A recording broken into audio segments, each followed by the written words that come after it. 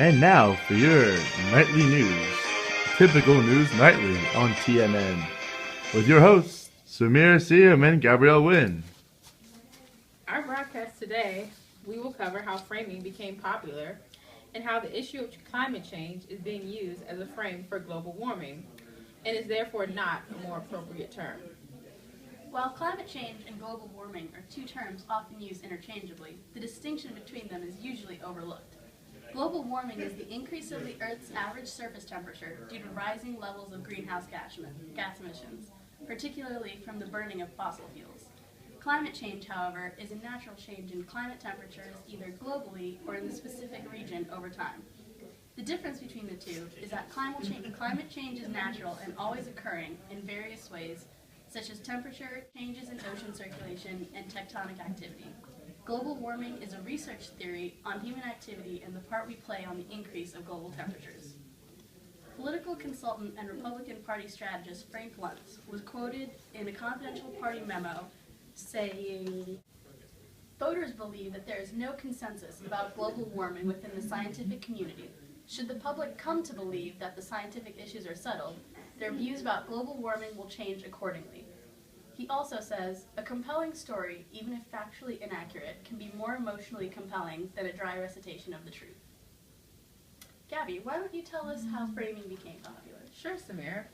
Well, framing is widely popular among politicians and news writers. It can take many forms, such as a euphemism to promote one's own agenda. According to George Lakoff, a linguistics professor, language always comes with what is called framing. Every word is defined relative to its conceptual framework. One example of an euphemism is friendly fire, which has been used instead of saying that artillery fire came from one's own forces.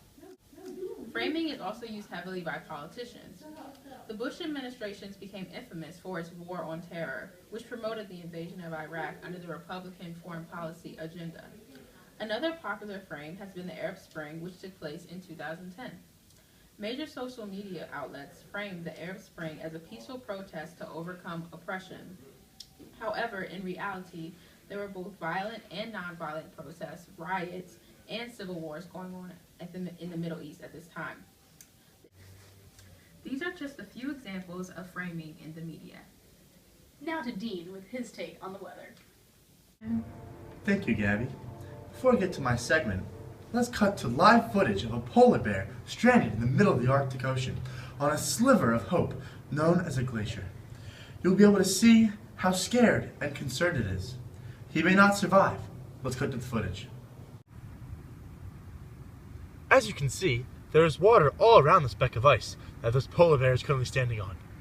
This is what your typical news media station shows you. This is what should be shown. The bigger picture is more important when finding out information, and framing is one way that the media and the government manipulate information. Take the term climate change, for example. It is a watered-down term that makes things seem like the only changes around the world are the seasons. Global warming is the bigger picture.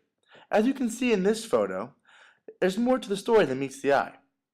It doesn't mask the cold hard truth that the drastic increase of global temperatures in the future is a phenomenon induced by human activity, which we have the power to change. As the polar ice caps melt due to greenhouse gas emissions, the entire planet is affected. Animals drown, streets flood, and the term climate change masks this fact. From the Map By article, quote, "Everyone agrees that framing has to do with choosing the language to define a debate, and more important, with fitting individual issues into the context of broader storylines." End quote. This relates to the term climate change and the issue of it being portrayed by the media as a much more mild frame to describe the changes that the planet is encountering compared to the more concrete theory, global warming, which is viewed as a much harsher term by the media. As you can see, climate change and global warming can't be used interchangeably because they have different meanings in the scientific community. Also, climate change is being used as a frame in the media to minimize its overall seriousness.